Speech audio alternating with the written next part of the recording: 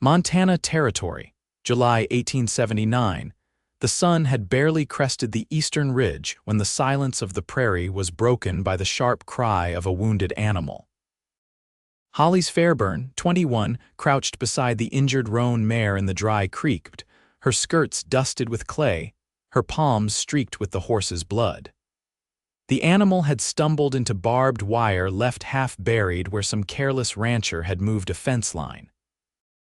The cuts were deep across her front leg, and Hollis worked with quiet focus, patting the horse's sweat-slick neck with one hand and cutting away twisted wire with the other. "You poor thing," she whispered. "You were just trying to drink." The mare shifted, breath shuddering, but did not pull away. Hollis had always had a way with animals. Some said it was unnatural, but she never listened. She only knew that they trusted her. She had walked 2 miles from the homestead when she spotted the blood trail, and now she did what needed doing, sewing up the worst of the gash with thread from her satchel, the same she used for mending her skirts. From the hill above, a lone rider reined in his horse. He had not meant to stop. He had miles yet to ride before the next town and no time to waste on someone else's trouble. But when he saw the girl kneeling in the red dust, her hands gentle and sure, her voice low and steady, something in him slowed. He was dusty from the trail, his shirt clung to his back, and his horse was beginning to limp from a thrown shoe. But he stayed there, watching her for a long moment before guiding his own stallion down the slope. Hollis looked up when she heard hooves sliding over gravel. She rose slowly, brushing her hands on her apron. The man who stopped beside her was tall, broad-shouldered, and carried the look of someone who had been alone a long time. Sunlines around his eyes, a guarded set to his mouth, dust on his hat brim. "Did not mean to startle you," he said. "Saw the blood from the ridge." "She got caught in barbed wire," Hollis said, stepping back to give him a better view. "I cleaned the wound. She will be all right, I think, if she rests." He dismounted with easy grace, his long legs unfolding as he tied his reins to a nearby mesquite. He knelt beside the mare and studied Hollis's stitching. "You did good work," he said. "Better than most trail medics I have met." "I was not waiting for a compliment," she said, but there was no bite in her voice. He stood, brushing dust from his pants. "I can see that." Their eyes met, and for a moment the prairie wind was the only sound between them. "I am Callum Stokes," he said finally, offering his hand. Hollis stared at it, then took it. His grip was warm and firm. "Hollis Fairburn," she said. "I live out that way." She nodded toward the distant rise where her family's land began. Her father had died last spring, and the ranch had fallen quiet without his voice. Her mother barely spoke anymore. It was just Hollis now, patching fence posts, tending animals, and keeping the land from being swallowed whole. Callum followed her gaze, then looked back at the wounded horse. "She yours?" "No," she said. "She is a stranger." "But she needed help." Callum studied her face sun-browned, eyes clear and serious, and felt something shift inside him.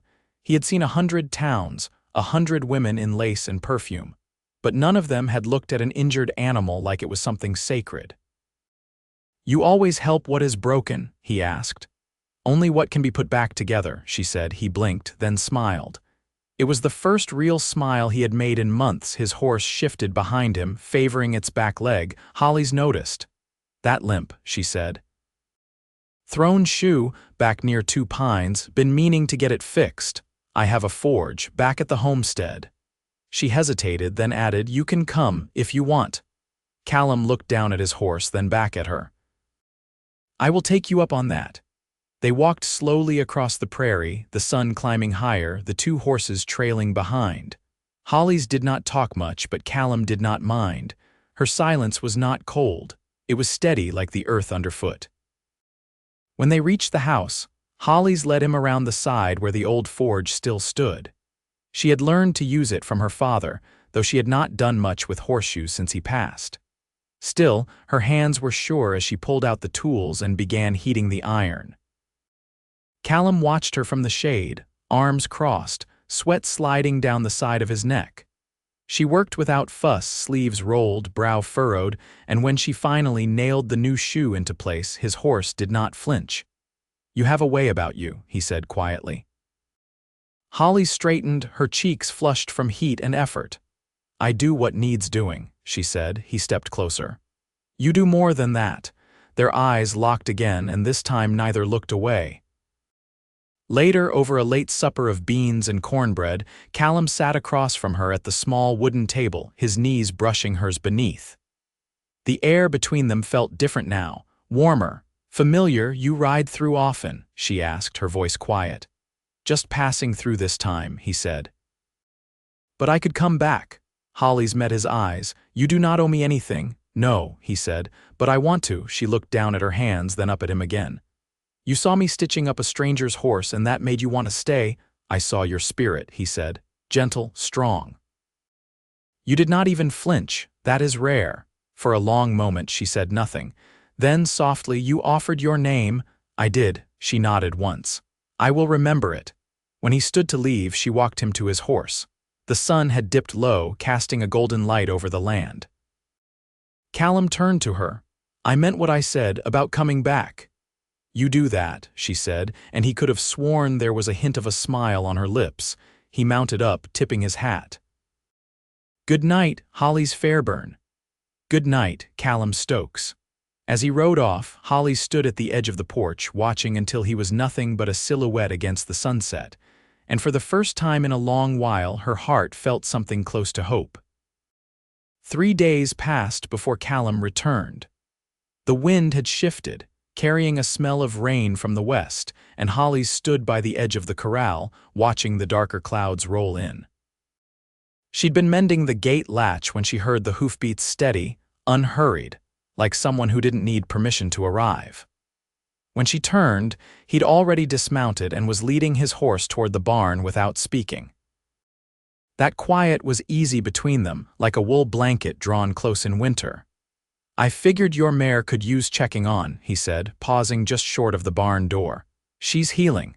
Still favors the leg a little, but she's eating well." He nodded and followed her inside.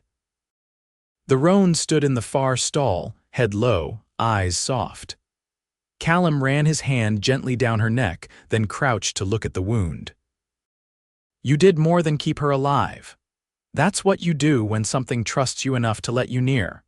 Callum leaned against the stall door, the wood worn smooth beneath his calloused hands. "Your place is quiet," he said. "Not the still kind, the settled kind. Most men don't call that a good thing. I ain't most men." Holly set the feed bucket down and dusted her palms. "You came back, that mean your business in town's finished." "No, I left it waiting," her brow lifted. "And why would you do that?" "Because I've been riding a long time, and I don't recall the last place that made me want to stop twice." She looked away, toward the open barn door where the light was turning amber with the lowering sun. "I don't keep company," she said after a moment. "Not regular, not at all." "I didn't ask for company, I asked for your time." She studied him then, more carefully than before. His face was road-worn, but there was no weariness in his eyes, just patience, and something quieter, something that didn't press. "I was 10 when we came here," she said. "The land was dry, the neighbors distant. My father said it would make us strong. He was right." Callum stepped outside and she followed. The wind was picking up, cooler now, and the first drops began to fall slow, deliberate, like the sky was deciding whether to open. "Where'd you grow up?" she asked. "South of Fort Smith. My mother died when I was 15. After that, I didn't stay long in one place." She waited, not filling the silence. "My father sold what was left of the farm and took to drinking. I left before I turned 17. Hollis glanced at him. "You ever look back?" "Only when I need reminding." She led him under the lean-to as the rain began to quicken.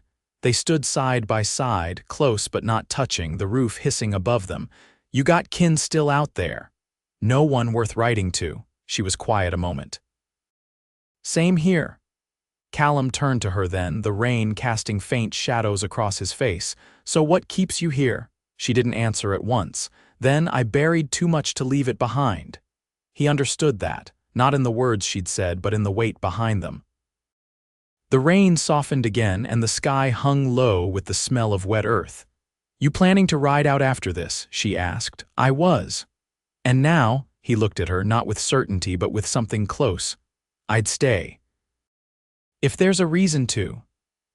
Hollis stepped out from under the roof, the rain misting her shoulders. She didn't smile, but her voice held something warmer than before. "There's always work to be done." Callum followed her back toward the house, his boots leaving prints in the damp earth beside hers. Inside, she lit the oil lamp and set out 2 plates without asking. He noticed her hands weren't as steady as before, and that mattered more than anything she said. They ate in the hush between rain and dusk, and when she finally looked across the table, her eyes didn't guard so hard. "You're a quiet man, Callum Stokes. And you're a woman who sees more than she says." She didn't deny it. The lamp flickered between them, and outside the land drank deep and slow. By the end of August, the grass around the Fairburn homestead had turned brittle at the edges, the roots clinging to what little moisture remained from the last rain. Hollis had taken to rising earlier, before the heat settled in deep, and that morning she found Callum already at the woodpile, sleeves rolled, splitting cedar with a measured rhythm. "You don't owe me chores," she said, stepping onto the porch with a basin of water balanced on her hip. Callum set them all upright. "I like earning my keep. You've been here a week." "I've stayed longer in places that meant less." She set the basin down and dipped a cloth into the cool water, wiping the back of her neck. "You ever work cattle? I've driven herds from Abilene to New Mexico. Helped break broncs near Cheyenne once." "Why?" "There's a neighbor named Sutter needs help moving heifers down to winter pasture. Pays in feed and salt blocks. I'd take it myself, but Ma's not strong enough for the cold nights anymore. I'll ride out there." She nodded. "He'll expect a quiet rider, doesn't like loud men around his stock." Callum lifted the maul again. "Don't think that'll be an issue." That afternoon, while he saddled up, Hollis handed him a cloth-wrapped bundle, cornmeal biscuits, and dried pear slices, she said, eyes on the saddle cinch. "Sutter's wife makes thin soup. I'll trade you for a story when I get back. I don't tell stories." He tucked the bundle into his saddlebag. "Then maybe I'll earn one." He left just before dusk, the last light catching on the edge of his hat brim. Hollis watched until the dust from his horses' hooves settled into the scrub. 2 days passed. Hollis spent the first mending the roofline above the kitchen. Wind had lifted 2 shingles loose, and the second digging out the irrigation trench along the far field. Her hands blistered, but she didn't slow. Movement kept her from looking toward the horizon too often. He returned late on the 3rd day, the sound of hooves faint beneath the rise and fall of cicadas. She met him at the gate. "How was Sutter?" she asked, taking his reins as he dismounted. "Talked more to his cows than to me, but he paid fair." She led the horse to water. "You eat anything worth remembering? Your biscuits were better than anything from their table." She didn't smile, but her shoulders eased over dinner. He passed her a small cloth pouch. "What's this?" she asked. "Found a trader on the way back. Thought you could use them." Inside were 6 buttons bone, worn smooth and carved with faint scalloped edges. She turned one between her fingers. "You noticed my coat's missing too. You keep patching everything else." "Figured you might not get to that." She brushed her thumb over the pouch's stitching. "You didn't have to, I know." They ate in companionable silence. Afterward, he followed her to the porch, the night air thick with the scent of sage. Crickets sang low in the grass. "You ever think about leaving?" he asked, easing down beside her on the step. "Not since the day after Pa died. I rode to the county line just to see how it felt." The sky didn't look any different out there. Callum studied the line of her jaw, the way her fingers pressed against the edge of the step as if anchoring her. "I never stayed anywhere long. Always told myself I didn't need to. And now," he looked out across the fields, past the barn and the dark rise of the hill beyond. "I think I was wrong." She didn't shift, didn't speak for a long moment. Then she said, "I've got an extra saddle blanket in the loft. You can use it tonight." That cot by the window's still sturdy. He turned to her, his voice low.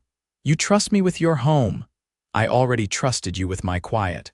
She stood, the porch creaking beneath her boots, and walked inside without waiting for a reply. He followed a moment later, closing the door behind him. That night, the wind picked up again, carrying the scent of distant pine. Inside the house, two hearts settled into the same rhythm, unrushed, unspoken, but steady as breath. The autumn wind carried a different bite now, not sharp, but certain, the kind that whispered of frost not far behind. Holly stood near the root cellar, her hands wrapped around a tin pail filled with late apples, their skins mottled but still firm. She heard Callum's boots before she saw him, the rhythm of his steps different from her own, slower, heavier at the heel. "I checked the fence line by the west field," he said, brushing dirt from his palms. "One of the posts is leaning bad, soil's gone soft under it." "I'll set a new one tomorrow," Hollis replied, shifting the pail to her hip. "There's still cedar stacked behind the barn. I already picked a piece." "Needs trimming." He glanced at the apples. "You planning on keeping those?" "Drying them," she said. "If the weather holds, I'll lay them out on the rack by the smokehouse." He nodded once and followed her toward the back of the house. The sun had begun its slow descent, casting long blue shadows across the porch boards. When she set the pail down, he didn't speak right away. Instead, he leaned against the post nearest the door and said, "Your mother asked me about Oklahoma Territory." Hollis turned her head, surprised. "She hasn't spoken more than 3 words to you." "She didn't say much," Callum admitted. "Just asked if I'd seen the land there, said your father talked about it once." She looked toward the hills. "He thought the soil there would hold more water, said cotton might take root better." "But he never went." She said he was saving for railroad fare. I didn't know she remembered that. Hollis knelt beside the pail and began sorting out the bruised fruit. "She barely comes out of her room this year." "She remembers more than you think," Callum said. "She asked if I had family out that way." Hollis paused, then looked up. "You answer her." "I did." He folded his arms. "Told her I didn't have any place tied to my name, but I'd found one that didn't need a rope to hold me." The silence stretched between them, not uncomfortable but expectant. Hollis wiped her hands on her apron, then stood. "You think you could stay through winter, if there's room?" "There's always been room, just hasn't been reason." He stepped down from the porch. "I can build a shelter for the mule." "It'll be easier than trying to move her into the barn again come snowfall." "She's stubborn," Hollis said. "Won't go where she doesn't want." "She's not the only one." Her gaze met his, steady as ever. "I don't bend easy. I don't mind standing beside something that doesn't." She crossed her arms, not defensive, just thoughtful. "You planning to just keep fixing things?" He ran a hand along the porch railing, feeling the grain worn smooth by years of sun and storm. "I reckon if you give a man a place with good earth and honest work, he'll want to keep it whole." Holly studied him a long while, then turned toward the door. "There's a coat of my father's in the trunk by the stove. If you're staying, you'll need it come first frost." Callum didn't move, not right away. When he did, it was to follow her inside without a word. The air in the house was warm with the scent of dry herbs and wood smoke. At the hearth, her mother sat with her knitting, eyes mostly on the fire, but her hands never paused. Hollis knelt by the trunk and opened it. The coat was folded neatly, though the cuffs had begun to fray. She held it up, tested the shoulders against her own, then passed it over. "It's wool-lined," she said. "He wore it every winter since I can remember." Callum took it. "I'll take care of it." She nodded once, then turned to the stovetop. "Supper's almost ready. You can wash up at the pump." Later, as they sat around the table, her mother spoke again, her voice thin but clear. "You look like someone who doesn't run from storms," she said to Callum. He glanced at Hollis before answering. "I've ridden through enough to know they don't last." Her mother nodded once, then returned to her plate. After the dishes were cleared, Callum stepped out to the porch. Hollis joined him, arms folded against the cooling air. "You meant it?" she asked. "About staying." He didn't look at her when he answered. "I meant it the day I saw you kneeling by that horse." She didn't speak, but her hand found his, their fingers slow to entwine, as if learning the shape of something new. The wind shifted again, carrying the scent of the first wood smoke from a neighbor's chimney. It moved past them both, but neither stirred. They stayed there until the last of the light left the fields and the land settled into the hush of night. The first snow came early, clinging to the edges of the wheat stubble and frosting the corners of the window panes. Hollis wrapped her mother's shawl around her shoulders as she stepped onto the porch boards cold beneath her bare feet. In the yard, Callum was stacking the last of the firewood under canvas. His breath rose in steady clouds. She waited until he finished tying down the cover, then said, "The stove's burning low. We'll need more kindling before morning." "I set some aside in the lean-to," he said, brushing snow from his sleeves. "Split small, like you showed me." She nodded, then glanced toward the barn. "The mule's restless. Might be the wind, but I think she's feeling the cold in her joints. I'll bring down some linseed and warm her blanket. You'll want her strong come spring." They stood in stillness a moment while snow drifted between them, soft as ash. Then Hollis said, "We can't put off fixing the roof over the root cellar much longer." "I can brace the joist with that spare beam behind the forge," he answered. "If we patch it now, it'll hold through thaw." She crossed her arms not in defiance, but from the weight of knowing. "You speak like this place is yours." "I don't see how it isn't," Callum said, his voice quiet. "Not by name, but I've worked it with you, slept under its roof, eaten at your table." She looked away, lips pressed together. "Then we should speak plain. I'd rather that than silence. My mother's not taken to strangers since my father passed. You know that. She's spoken more to me than she has to anyone but you. She's seen men come through before, but none of them stayed through harvest." He stepped closer, not touching her. "None of them waited for frost." Her voice dropped. "You planning to ask me something?" "I thought I already had," he said. "Each morning I stayed, each fence I mended, they weren't just chores." She looked him full in the face. "Then say it." He didn't hesitate. "Will you make a life with me? Not just share the land, but the work, the fire, the quiet, all of it." She studied him for a long time, snow clinging to her lashes. Then, without turning, she opened the front door. "Get in before your boots freeze solid." Inside, her mother sat in her rocking chair, a small knitted shawl spread over her knees. She looked up as they entered, her gaze lingering on the way Callum brushed snow from Hollis's shoulders before hanging up his coat. That night, they sat close to the stove, her mother dozing in the rocker while Hollis patched the lining of her only winter gloves. Callum scraped a bit of wax over his boot seams. Neither spoke for some time. Then Hollis said, "We'll need more oil before February.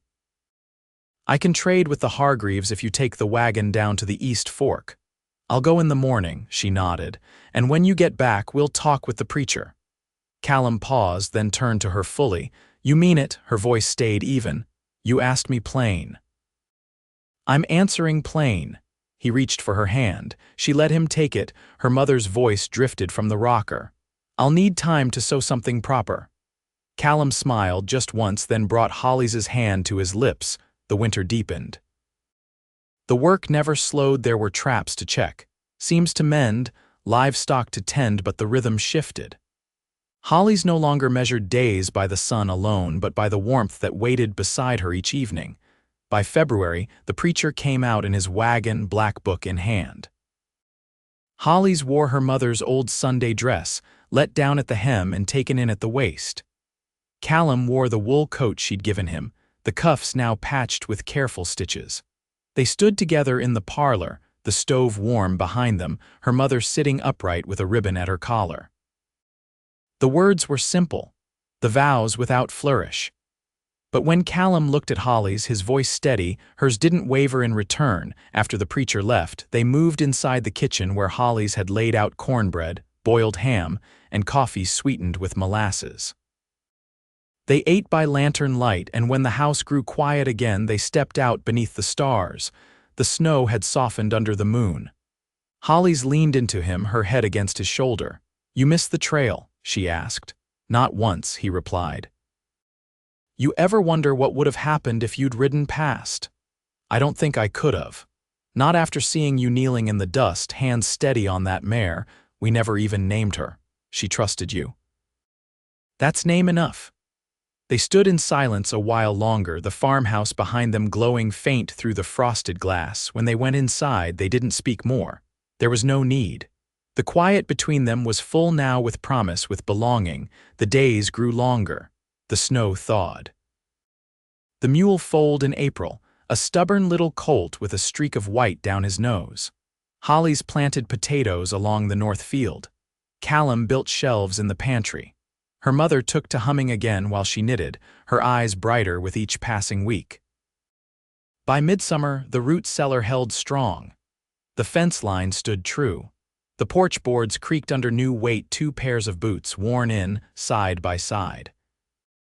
And when the wind moved through the wheat, low and warm, it carried with it not just the smell of earth and sun, but the quiet, steady sound of 2 lives, woven into one.